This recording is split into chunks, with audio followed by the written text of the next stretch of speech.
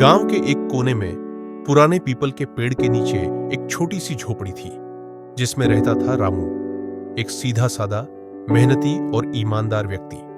उसका जीवन जितना साधारण था उतना ही साफ था उसका दिल। रामू पेशे से जूते चप्पल मरम्मत करने वाला कारीगर था।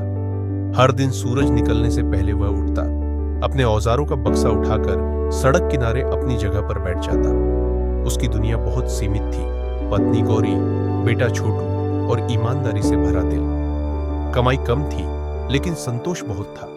छोटे से घर में चूल्हे की गर्मी, बच्चों की हंसी और 2 वक्त की सूखी रोटी में वह एक पूरा संसार देखता था। गांव में कई लोग उसे बेवकूफ कहते थे क्योंकि आज के जमाने में भी वह झूठ, फरेब और चालाकी से कोसों दूर था। लेकिन रामू कहता था, अगर आत्मा शांत है तो भूख भी हार जाती है। गांव के लोग अक्सर कहते, रामू की ईमानदारी उसे भूखा मार देगी, मगर रामू बस मुस्कुरा देता। उसके लिए उसका आत्मसंतोष ही सबसे बड़ा धन था। एक दिन छोटू स्कूल से लौटा तो उदास था। उसके जूते पूरी तरह फट चुके थे और स्कूल के बच्चे उसे चिढ़ा रहे थे।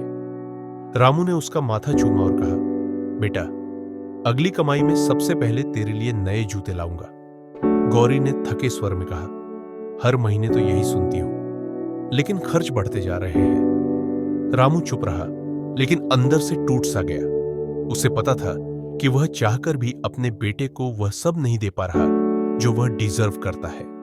फिर भी उसके दिल में एक भरोसा था, ईमानदारी कभी ना कभी जरूर रंग लाएगी। एक शाम की बात है, जब बारिश हो रही थी और दुकानों की बत्तियां बुझ चुकी थी। रामू अपना बक्सा समेटकर घर जा रहा था। कीचड़ में चप्पल फंस रही थी। हाथ में भीगता कपड़ा थामे हुए वह तेजी से चल रहा था कि अचानक सड़क किनारे कुछ चमकता हुआ दिखा। रामू रुक गया। पास जाकर देखा तो एक भारी भरकम बटुआ पड़ा था। चारों ओर कोई नहीं था। हल्की सी झिझक के साथ उसने बटुए को उठाया। बटुए को खोलते ही उसकी आंखें चौंधिया गई। उसमें 1 लाख रुपए नकद, एक सोने की अंगूठी, कुछ दस्तावेज और एक विजिटिंग कार्ड था। कार्ड पर लिखा था, Ravi Varma, director, Varma trading company. Ramu के हाथ कांपने लगे। उसका दिल जोर जोर से धड़कने लगा। इतने पैसे उसने अपनी जिंदगी में कभी एक साथ नहीं देखे थे। उसके दिल में विचारों का तूफान चल पड़ा। अगर ये पैसे मैं रख लूं तो छोटू के जूते, स्कूल की फीस, गौरी की दवाइयां, सब कुछ हो जाएगा। हमारी गरीबी खत्म हो सकती है। ये भगवान ने भेजा है शायद। लेकिन तभी उसके भीतर से एक आवाज आई, रामू, ये तेरे नहीं है। जो तेरा नहीं वो सुख नहीं देगा। रामू की आंखों में आंसू आ गए। उसने आसमान की ओर देखा और बोला, हे भगवान, आपने मेरी परीक्षा ली है, लेकिन मैं अपनी ईमानदारी को नहीं छोड़ूंगा। उसने बटुए को सावधानी से अपने झोले में रखा और मन ही मन ठान लिया, मैं इसे इसके असली मालिक को लौटाऊंगा। अगली सुबह रामू ने अपने पुराने कपड़े पहने, झोला उठाया और रवि वर्मा के पते की ओर निकल पड़ा।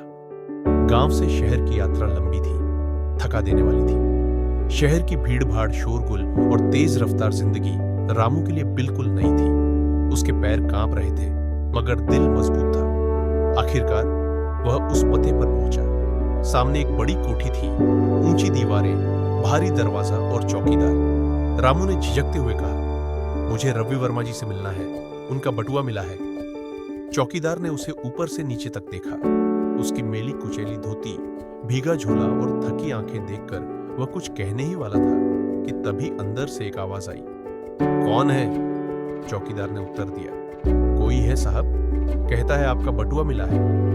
कुछ ही देर में रवि वर्मा बाहर आए। सफेद कुर्ता, गंभीर चेहरा, तेज चाल।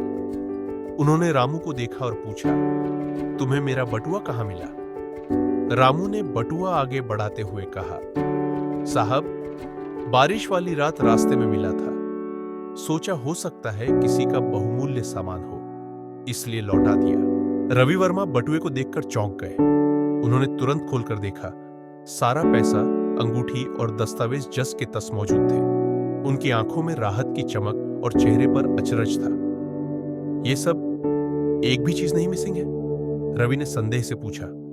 रामू ने सीधा जवाब दिया, साहब, जो चीज मेरी नहीं है उसे छूने का हक भी नहीं है मुझे। रवि कुछ पल रामू को घूरते रहे, एक ग्रामीण, टूटी चप्पलें, पुराने कपड़े, गले में पसीने का गमछा और इतना बड़ा ईमान। उन्होंने झुककर रामू का हाथ पकड़ लिया और कहा, आज के जमाने में तुम जैसे लोग मिलते नहीं रामू भाई, तुमने मेरा भरोसा वापस लौटा दिया। रामू थोड़ा असहज होकर बोला, साहब मैंने तो बस अपना फर्ज निभाया, अब इजाजत दीजिए, मेरा बेटा स्कूल से लौटने वाला होगा।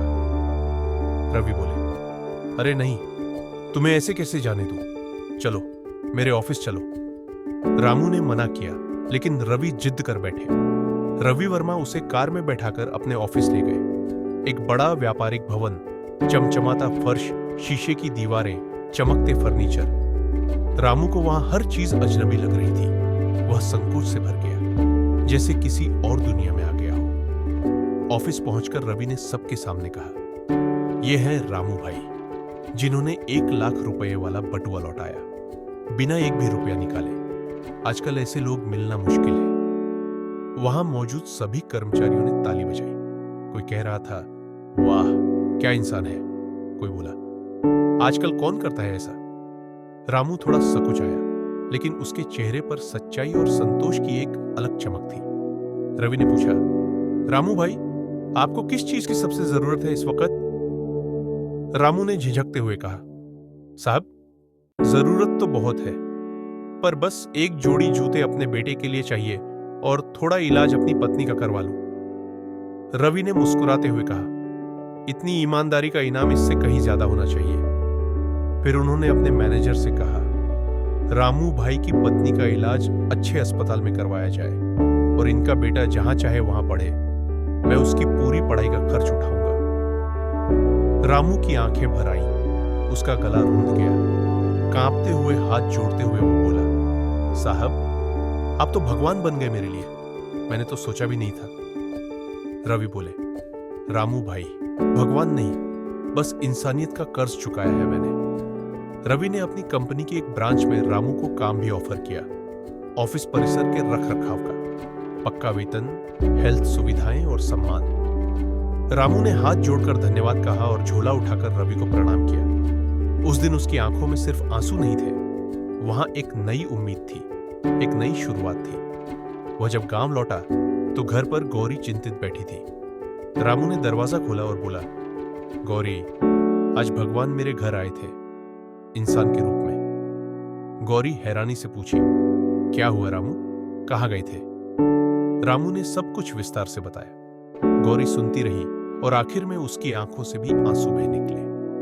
छोटू ने भागते हुए पूछा, पापा मेरे जूते लाए क्या। रामू ने हंसते हुए कहा, अब तू जो जूते पसंद करेगा वही लाएंगे। उस रात रामू के घर में पहली बार चूल्हे से केवल रोटियों की नहीं बल्कि खुशियों की भी खुशबू आ रही थी। रामू की जिंदगी अब पहले जैसी नहीं रही। वो अब रोज सुबह एक साफ सुथरे यूनिफॉर्म में रवि वर्मा के ऑफिस पहुंचता, जहां सभी कर्मचारी उसे आदर से रामू जी कहकर बुलाते। वह बड़ी ईमानदारी और लगन से अपनी ड्यूटी निभाता, ठीक उसी तरह जैसे उसने बटुआ लौटाया था। एक दिन रवि वर्मा ने उसे अपने केबिन में बुलाया और कहा, रामू भाई, आपके बेटे की रिपोर्ट कार्ड आया है, उसने क्लास में टॉप किया है। रामू की आंखें फिर नम हो गई। उसने कहा, साहब ये तो आपका ही आशीर्वाद है, अगर आप न होते तो छोटू आज भी टूटी चप्पलों में स्कूल जाता और आधा पेट खाता। रवि मुस्कुराए, रामू भाई, ईमानदारी और अच्छे कर्म कभी खाली नहीं जाते, उनका फल जरूर मिलता है। आपने जो किया था वो बहुत बड़े इंसान भी नहीं कर पाते। रामू बोला, साहब मेरे पिताजी कहते थे, ईमान आदमी की सबसे बड़ी पूंजी होती है। बचपन से सीखा है, चाहे जितनी मुश्किल हो पर सही रास्ता मत छोड़ना। वह दिन और आज का दिन रामू की जिंदगी में अब ठहराव आ गया था।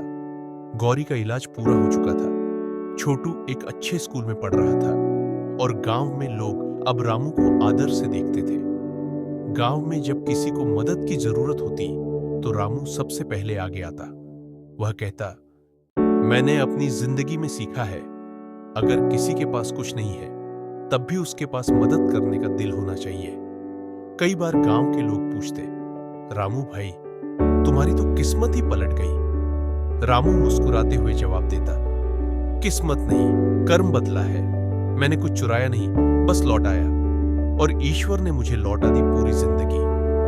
कहते हैं गांव के स्कूल में जब भी ईमानदारी पर भाषण होता तो मास्टर जी बच्चों को रामू की कहानी सुनाते। छोटू गर्व से सीना तान कर कहता, वो मेरे पापा है। एक दिन रवि वर्मा ने अपने बेटे के जन्मदिन पर रामू और उसके परिवार को घर बुलाया। भव्य बंगला, रंग बिरंगी लाइट्स, स्वादिष्ट पकवान।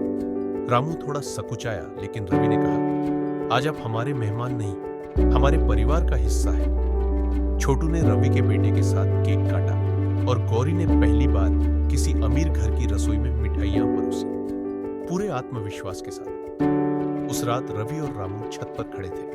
आसमान तारों से भरा था।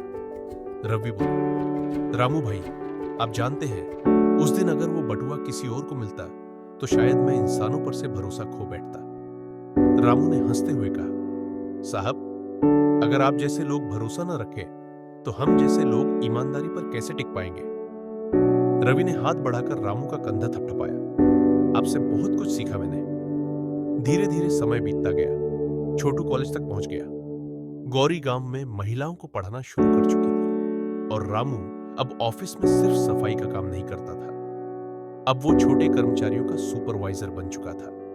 पर आज भी हर नए कर्मचारी को रवि वर्मा एक ही कहानी सुनाते थे, रामू की कहानी, जो सिखाती थी कि ईमानदारी कभी खोती नहीं।